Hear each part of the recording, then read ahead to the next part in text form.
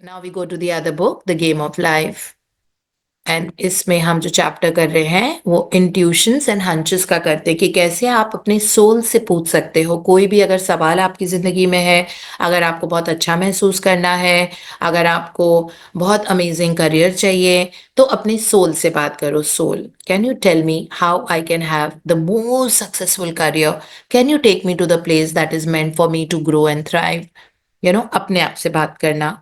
Soul हमसे वो चीजें कराता है। तो ये इंट्यूशंस और हंचेस होना, अंदर से एक आवाज होना, ये किसी न किसी के मुंह से निकलेगी, आप कहीं पढ़ोगे, लेकिन वो मीनिंग आपके लिए होगा, है ना? That is how it is.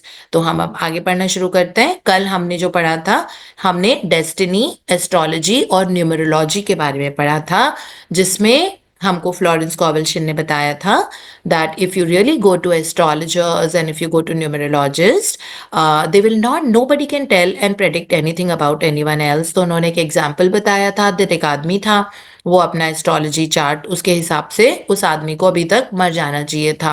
मतलब उसका एस्ट्रोलॉजी चार्ट में लिखा था कि उसकी उम्र बहुत पहले ही खत्म हो गई थी, लेकिन वो फ्लोरेंस कॉवल्शन बोल रही है कि आज की तारीख में एक बहुत सक्सेसफुल इंसान है। ठीक है, फिर उसके बाद उन्होंने बताया that every day you are making your destiny by your thoughts, words and actions.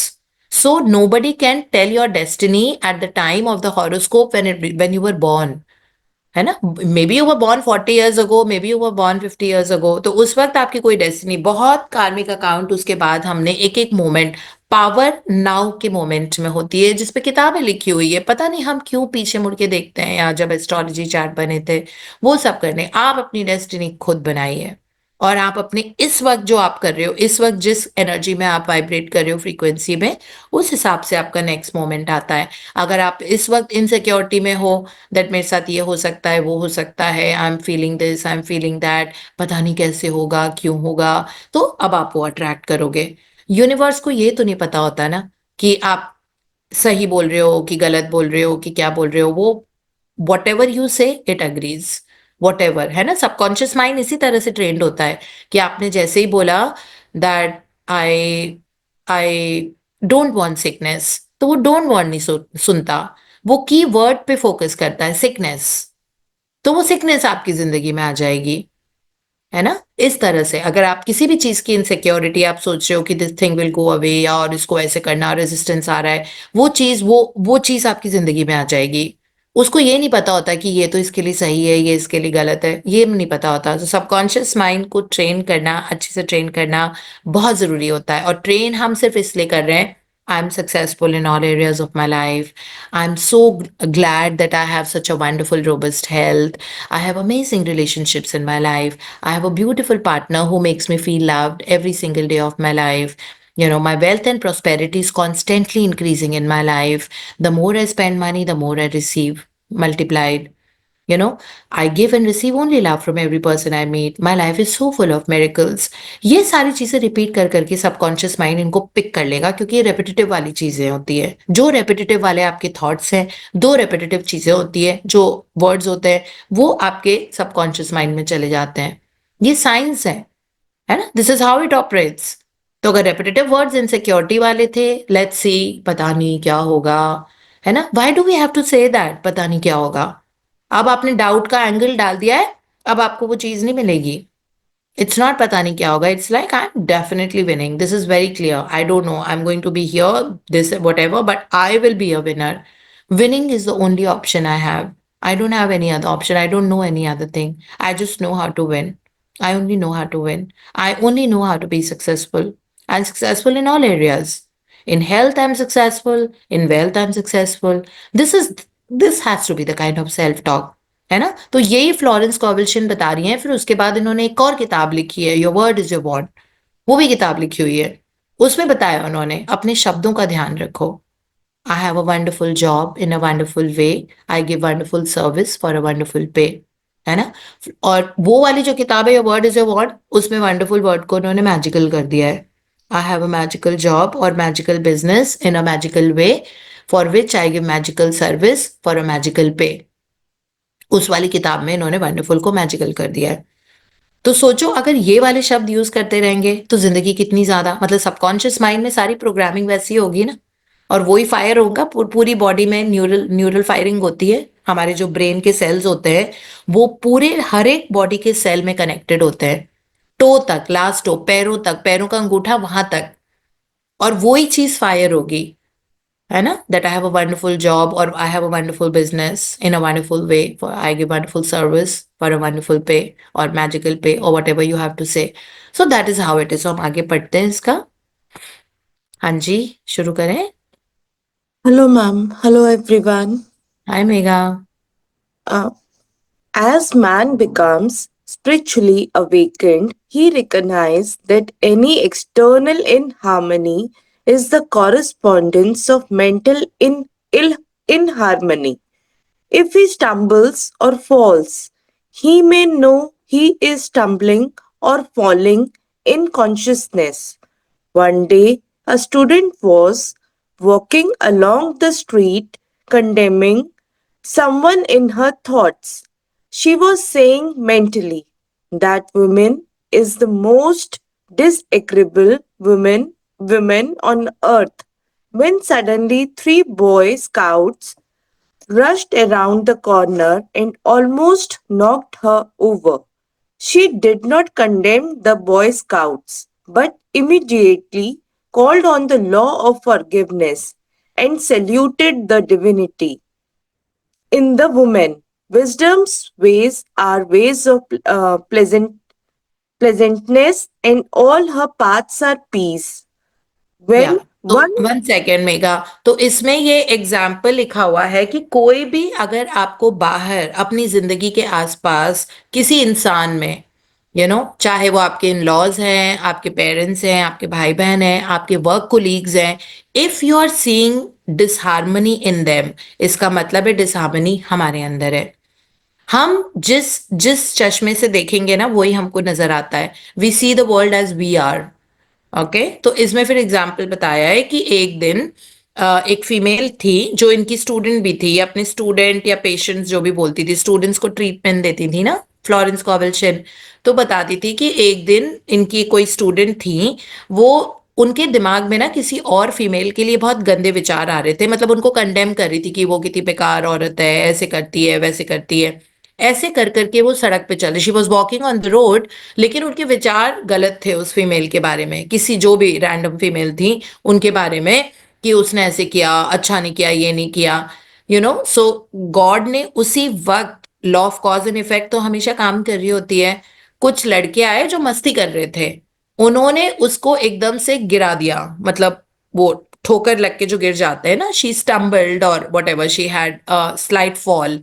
She immediately recognize, क्योंकि वो फ्लोरेंस कॉवलशिन की वो थी स्टूडेंट, है ना, शी इमिजिएटली रिकग्नाइज कि मेरे थॉट्स कंडेमनेशन के थे उस दूसरी फीमेल के लिए, इसलिए मेरे साथ ऐसे हुआ कि इन लड़कों ने मुझे गिरा दिया। ये भगवान का तरीका था कहने का कि तुम क्या कर रही हो अपने दिमाग में, थॉट्स अच्छे रखो। और फिर उसने इमिजिएटली फॉरगिवनेस मांगी, मतलब माफी मांगी अपने उन थॉट्स के लिए भगवान से, that please forgive me for this, I am really sorry for this. तो उसने सॉरी बोला, फॉरगिवनेस मांगी कि गलती से उसके विचार इस तरह के हो गए थे, she was thinking negative about the other woman. And then after asking forgiveness, she saluted the divinity. You remember, no, that I salute the divinity in you. The divinity in me salutes the divinity in you. Okay, so I salute the divinity in every person I meet. तो आपके अंदर के भगवान को मैं हाथ जोड़ के नमस्कार करती हूँ और मैं सल्यूट करती हूँ। ये तो उसने जब ये किया, और दूसरी वाली फीमेल जिसके बारे में वो गलत विचार सोच रही थी, उसके उसके अंदर के भगवान को उसने जब सल्यूट किया और माफी मांगी भगवान से, उसके बाद then she became okay, then she was at peace with herself. तो इसमें ये लिखा हुआ है कि कभी भी किसी के बारे में नेगेटिव मत सोचो, मत सोचो, मत बोलो, मत देखो। वो गांधी जी के 3 बंदर, हमको वो तीनों चीजें खुद करनी है 24/7। हाँ जी। When one has made his demands upon the universal, he must be ready for surprises.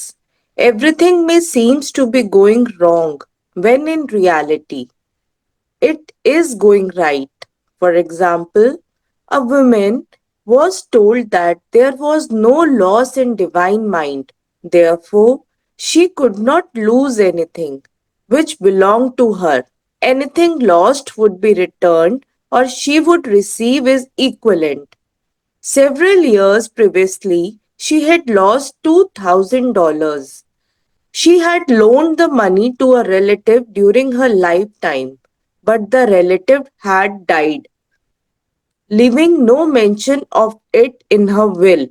The woman was resentful and angry, and she had no written statement of the transaction. She never received the money, so she determined to deny the loss and collect the $2,000 from the Bank of the Universal. She had to begin by forgiving the woman, as resentment and unforgiveness closed the doors of this wonderful bank. She made this statement: I deny loss. There is no loss in divine mind, and therefore I cannot lose the $2,000 which belong to my divine right. As one door shuts, another door opens. She was living in an apartment house which was for sale, and in the lease was a clause stating that if the house was sold, the tenants would be required to move out within 90 days. Suddenly, the landlord broke the lease and raised the rent.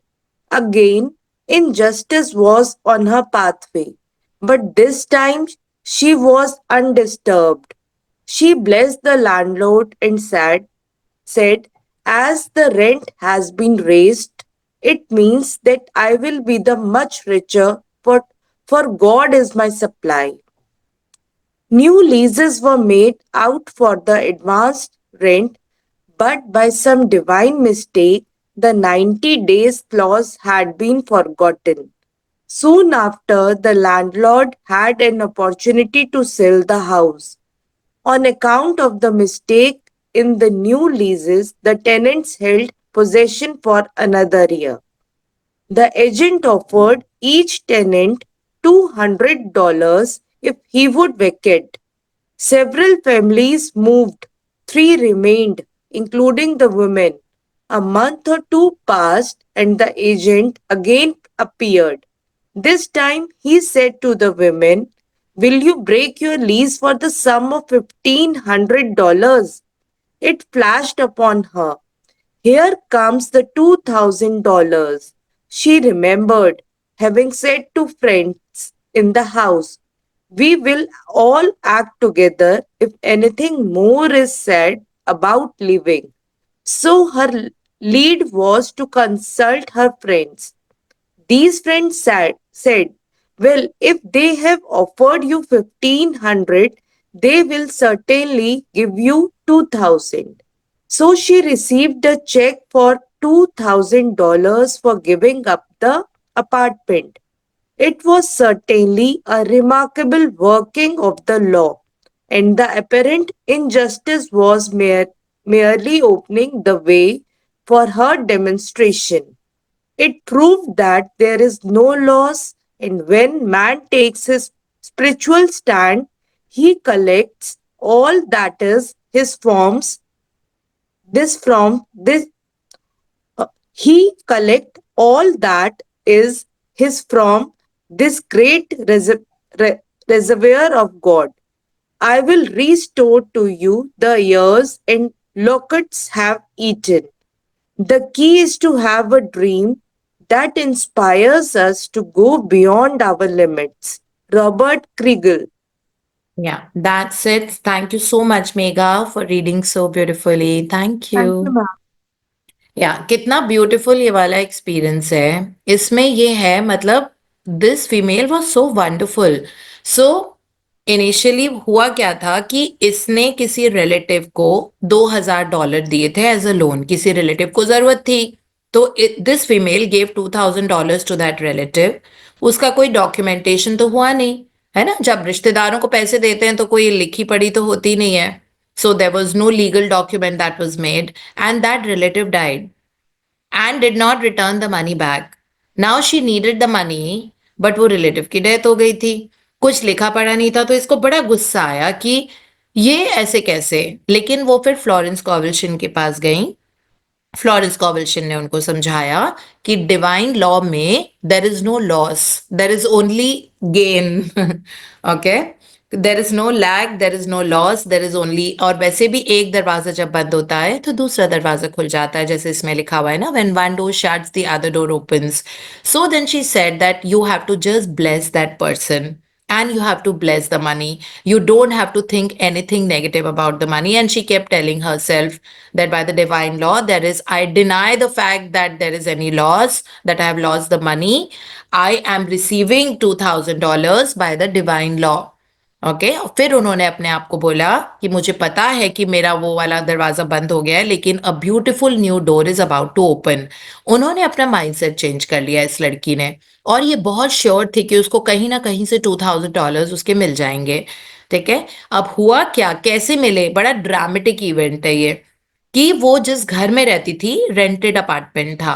Rented apartment में ये होता है ना, owner कोई और होता है। तो ओनर, उसमें क्लॉज था, मतलब लीगल डॉक्यूमेंट में, कि ओनर जब बेचेगा घर को तो 90 डेज के अंदर अंदर टेनेंट को खाली करना पड़ेगा घर, है ना।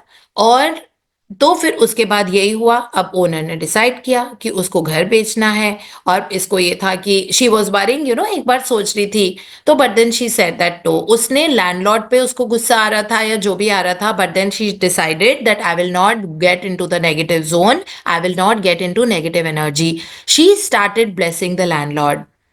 Okay, and she said that I know that another door is opening for me. फिर उसने रेंट रेज कर दिया, है ना, लैंडलॉर्ड ने, कि अब अगर तुमको इस घर में रहना है, अब रेंट रेज कर दिया। तो कहती है, ओ, रेंट रेज करना मतलब God wants to give me more money, only then I will be able to pay more rent. सो उसने ये नहीं सोचा that how will I pay the money. She said that I am sure that in the divine way some door is opening and my income is increasing. तो इस तरह सोच सोच के ऐसा हुआ। उसको बाद में पता लगा जब घर बिका और लाइक टेनेंट आया, तो उसको पता लगा दैट उसमें वो 90 डेज का क्लॉज ही करना भूल गए थे। मतलब वो था ना कि 90 डेज के अंदर अंदर घर खाली करना है, ये क्लॉज था ही नहीं, भूल गए वो करना। अब वो क्लॉज ही नहीं था। लेकिन जब ये एजेंट आया इनके घर में बोलने के लिए कि तुम घर को खाली कर दो, तो वो कहता है कि घर तो देखो खाली करना पड़ेगा, हम इसके लिए तुमको 150 डॉलर्स एक्स्ट्रा दे देते हैं। अब 150, she said no no no, मतलब कैसे एकदम से $150।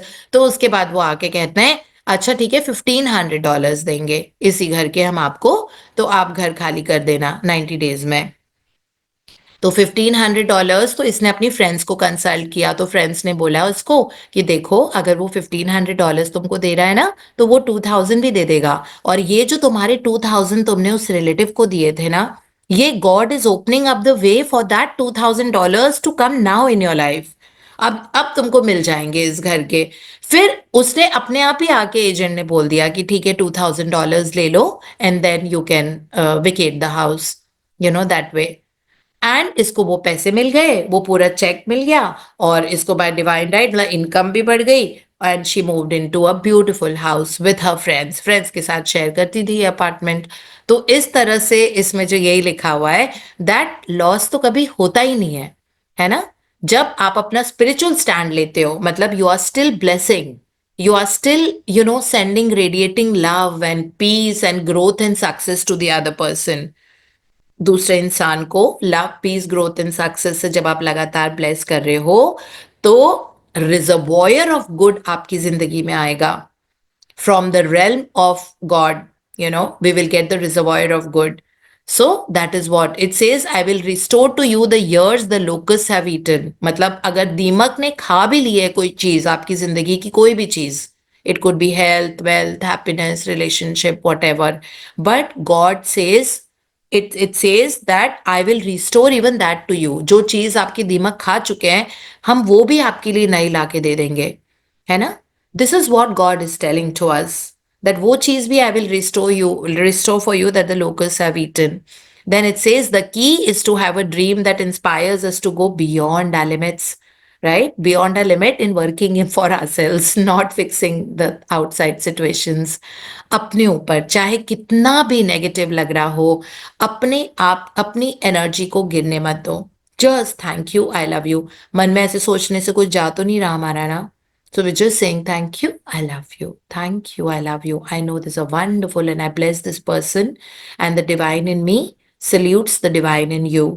The divine in me, मेरे अंदर का भगवान आपके अंदर के भगवान को हाथ जोड़ के प्रणाम करता है. So the divine in me salutes the divine in you.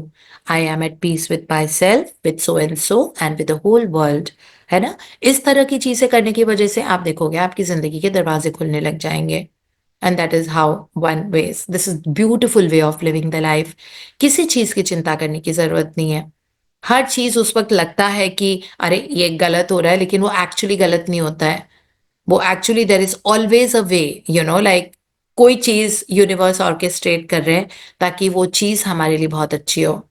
And this is the beauty of life. ठीक है, so that is all we have in our study today. Thank you so much.